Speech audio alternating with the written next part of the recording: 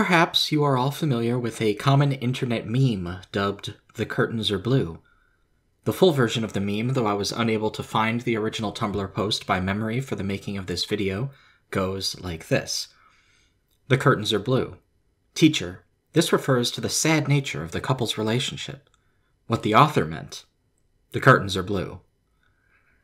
People like to exaggerate when they criticize this meme. It's really only a meme now because it has spread so far and so wide that it has become one. It is therefore natural to expect that people who disagree with this sentiment will view this meme as generating a great deal of the sentiment where we see it expressed, and to some degree I'm sure that's true. However, when I was in my 11th grade English course as we read The Great Gatsby, before any of us would have seen this Tumblr post or heard the sentiment, I had an English teacher who used a similar exercise. He asked us why we thought the light on the dock was green. Naturally, it would be fair to view us retroactively with some sympathy, given that we were basically children, but I recall most of the kids in my class reacting with skepticism. One of them asked my teacher how he knew the author didn't just mean the light was green and that was all, and this moment is seared unwillingly into my memory because of an obnoxious Tumblr post. Now, for someone in my position, who did not find the question of the meaning of the green light on the dock disorienting at all, but who rather found it engaging, and who even went on to study literature in college, it might be tempting to reach for an academic discussion of the issue. That is the common trap my peers fall into. They reach for the work of Roland Barthes to offer an abridged explanation of the death of the author as a concept, but to be frank, I believe this is a mistake. Many also correctly identify that the curtains are blue as an anti-intellectual argument, and it seems to me like an exercise in futility to quote intellectuals in that context. I, therefore, will be resisting temptation in this essay. Let's try something else.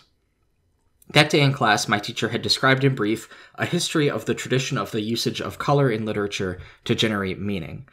I don't think an overworked and underpaid high school teacher should be held to an academically rigorous standard, at least not too rigorous, but it was fine. It worked, and I got the gist of it. This, plus the following incident, reminded me of another funny meme I've seen proliferated, this one less popular but still used occasionally years ago by forum users I interacted with. I believe the version I was familiar with came from a newspaper cartoonist, but it may have originated elsewhere. In the image, a young child asks the teacher when they will ever use a piece of information they're learning in class out in the real world, another common question in the same vein of the curtains are blue as I see it. And the teacher responds by saying something to the effect of, "You might not use it, but one of the smart children will." It's a slightly mean but also cynically funny response to a common question. Depending on how you think about the American education system, the idea holds up slightly well. Teachers sitting in front of multiple classes of around 30 children over and over again attempting to implant them with simple ideas are often unfairly set as the people who also need to explain to those children why their job is necessary. In reality, they might not have even set out to be a teacher, and if they did, they still aren't solely responsible for the curriculum. A more mature adult would understand this and cut them some slack, but kids aren't conditioned to grasp that kind of thing yet. Of course, there is also such a thing as giving bad explanations to children for why they have to learn some things, or having a poor grasp on the nature of intelligence as a concept. And overall, it isn't good to be mean to children, especially for something also out of their control. They don't understand the world that they're inheriting, and that's not their fault. However, there is someone who I do actually want to quote here, in the spirit of addressing this meme. He isn't a literary theorist, although I think he's an intelligent man. My grandfather always paraphrased a real quote from Bertrand Russell, who was an intellectual, sorry to go there, but I lied to you earlier, you know I had to do it to you. But he did it in his own way, and I like his version better for this case. From the time when I was a child to the time when I was an adult, for as long as I could remember, he told me something that I never forgot. Some people would rather die than think, he said. In fact, they often do. Maybe I'm just biased towards my grandfather, because Russell's context when discussing the biases of people raised to think in terms of Euclidean space against the notion of a spherical universe in the ABC of relativity is also quite good. He says, "We all have a tendency to think that the world must conform to our prejudices. The opposite view involves some effort of thought, and most people would die sooner than think. In fact, they do so." Russell's turn of phrase has a sort of temporal element built into it, which I find very appropriate. The use of the word sooner adds this tiny implication, unintended or otherwise, that people are dying before thinking simply by virtue of going unthinkingly through their lives. My grandfather's preferred paraphrase makes small changes to become more didactic, implying that I had the time, the chance, even now, to choose to think. Both readings are built into the idea, of course, but there's a slight difference in the emotional core of both comments. The Curtains Are Blue posits several things about this interaction between teacher, student, author, and text.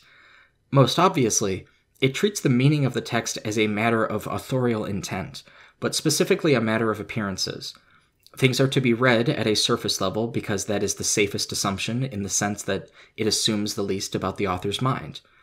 It has a certain enduring element to it, like an Occam's razor for students who are annoyed that their teacher is asking them to do something unnecessary all the time. This causes The Curtains Are Blue to appear to be the more logical argument on its face. However, please consider the following. The quote that I just mentioned to you, the longer version from Bertrand Russell, is about the laws of physics, especially Einstein's theory of relativity. The average person with the average entry-level understanding of Einstein's theory would probably presume that it has complicated components and implications and use cases outside their knowledge base. In literature, this almost never occurs. Very few people who can read and speak a language with a certain threshold of competency assume that any text whose words they know holds something necessarily beyond their comprehension, which is weird because you would think that the student who insists that the curtains are blue would read their own private personal ignorance as indicative of a lack of knowledge, but they have instead chosen to present it as the presence of knowledge. They understand that there is nothing to be understood. Why can't you? If a physicist were to write down every symbol used to represent all numbers, irrational or rational, and all concepts used in their field, still you would not perfectly understand the laws of the universe. Art is like this. The artist may intend one thing, but they create something that, the more complex it is, the more multifaceted its wondrous nature. The variance in the thing they have made, and its ever-changing cultural context, necessarily demands of the audience that we engage critically. A while back, I made a video essay about A Game of Thrones, but it was also about writing, and I used an Oscar Wilde quote about love in it that Stephen King uses to explain writing and capturing a muse in his text on writing. His altered version is, "Art will fly if held too lightly, art will die if held too tightly. Lightly, tightly, how do I know whether I'm holding or letting art go?" I think this encapsulates the artist's relationship with their muse perfectly, but I also think it should attract a solemn self-interrogation and self-awareness from the audience. This is not to say that I, like some post-structuralists, see the act of interpretation as violence per se, at least not in the cruel sense, but I do see it in terms of power. We have a kind of power in seeing meaning, and when we forget our power, we forget our responsibility. Are the curtains blue? Well, if you're asking literally, and that is what the text literally says, then maybe for the purposes of the text, or the narrator's purposes, they are. But beyond that, when you're called upon to find meaning in something, as much as you shouldn't force it, you also shouldn't forget it. After all, it is easy to be confused by appearances and preconceptions, and reality can be more complex than we might have assumed, and so can art. Thanks for watching, everybody. I know it's a bit unorthodox to try to argue about the humanities without citing the humanities in the way that people conventionally do on this platform, but I wanted to try it on the off chance that you watch my content and your background is different from mine.